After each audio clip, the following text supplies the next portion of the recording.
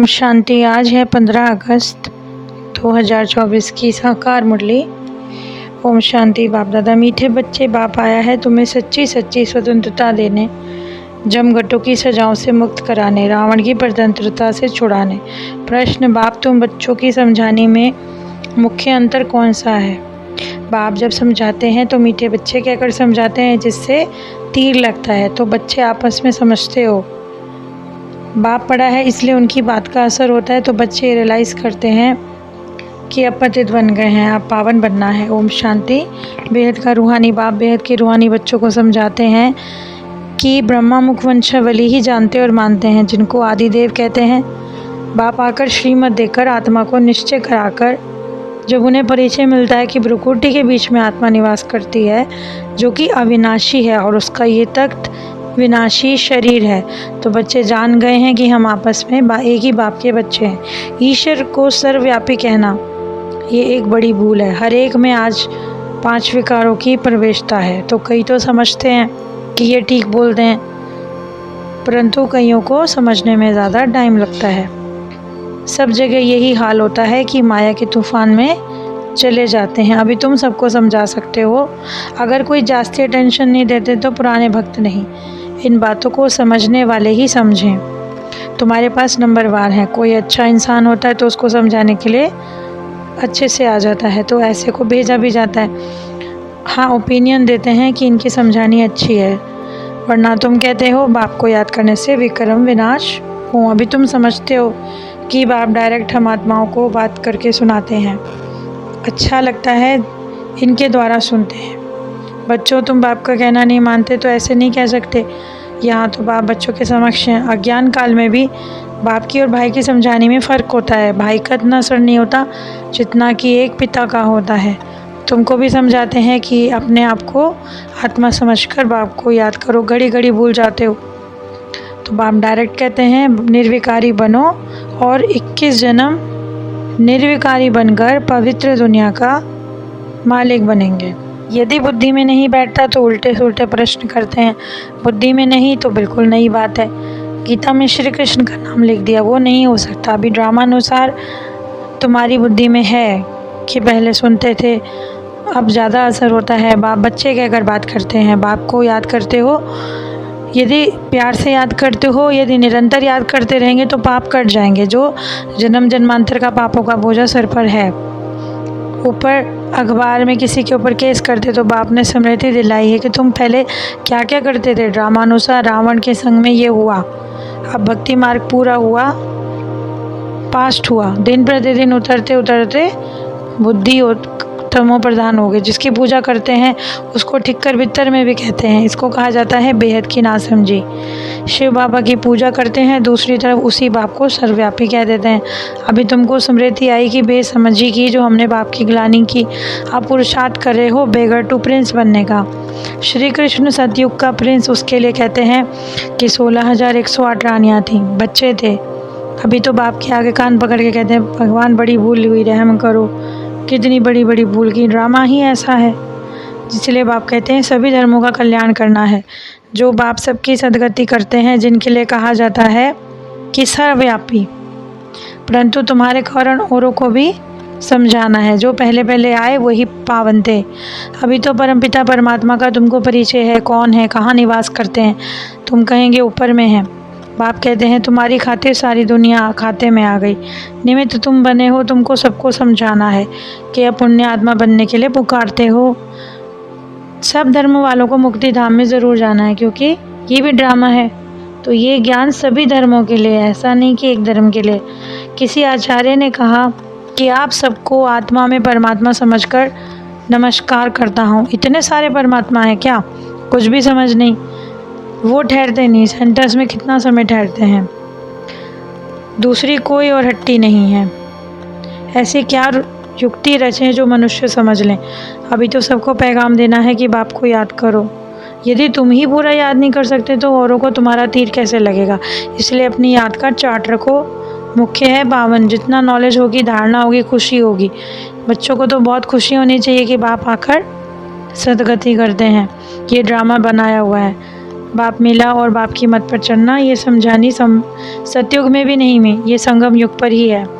वहाँ ज्ञान की दरकार नहीं। तुमको स्वर्ग से भी जास्ती खुशी अभी होनी चाहिए। इसीलिए सभी धर्म वालों पर तुमको तरस आता है। सभी कहते हैं भगवान रहम करो, अनेक प्रकार की युक्तियाँ बतलाते हैं, क्योंकि जानते हैं कि रावण की जेल में पड़े हैं। सच्ची स्वतंत्रता केवल बाप ही आकर दिलाते हैं। ये कोई नहीं जानता कि सच्ची स्वतंत्रता है कौन सी। मनुष्यों को तो बतलाना है, बहुत शॉर्ट में लिखना चाहिए ताकि कोई जल्दी जल्दी समझ सके। बोलो स्वतंत्रता अभी है कहाँ? अभी तो रावण की जेल में हो। तुम जानते हो कि हम वहाँ सतयुग में स्वतंत्र होते हैं। अभी इस धन पर किसी की नज़र पड़ भी सकती है, वहाँ नहीं पड़ सकती। मोहम्मद गजनवी ने मंदिर को लूटा तो पूरी स्वतंत्रता खत्म हुई। अभी सच्ची स्वतंत्रता को पा रहे हो। जिन्होंने कल्प पहले पाई है वही समझते हैं, वरना टाइम वेस्ट होता है। अभी तो है रावण राज्य। जब हम रावण राज्य से छूटें तो ही हम स्वतंत्र बनेंगे, और नहीं तो जमघटों की सज़ाएं खानी पड़ती हैं, पद भी भ्रष्ट हो जाता है। तो सभी धर्म वालों को समझा सकते हो कि तुम मुक्ति धाम से आए हो पाठ बजाने लिए, फिर वहाँ जाने के लिए पावन बनना है। सुखी रहते हैं। सतयुग आदि में चिंता नहीं होती। यहाँ कितनी चिंताएं हैं। अभी तो देखो सब धर्म वालों को समझाना है। सर्विस करने लग पड़े तो सर्विस बहुत है। रावण राज्य में हो अभी तो जाने का रास्ता भगवान बतलाते हैं, परंतु ये नहीं समझते कि कैसे जाना है। रास्ता पहले मालूम नहीं पड़ता था, अब लिबरेटर मिल गया, अब उसके पीछे चलेंगे। कितने शास्त्र पढ़े थे, धक्के खाए, फिर सर्वव्यापी कह दिया। कितना अज्ञान अंधियारा है। वही आकर तुम्हारी सदगति करते हैं, अंधेरे से निकालते हैं। मीठे मीठे रूहानी बच्चों का रूहानी माता पिता प्रति याद प्यार और गुड मॉर्निंग।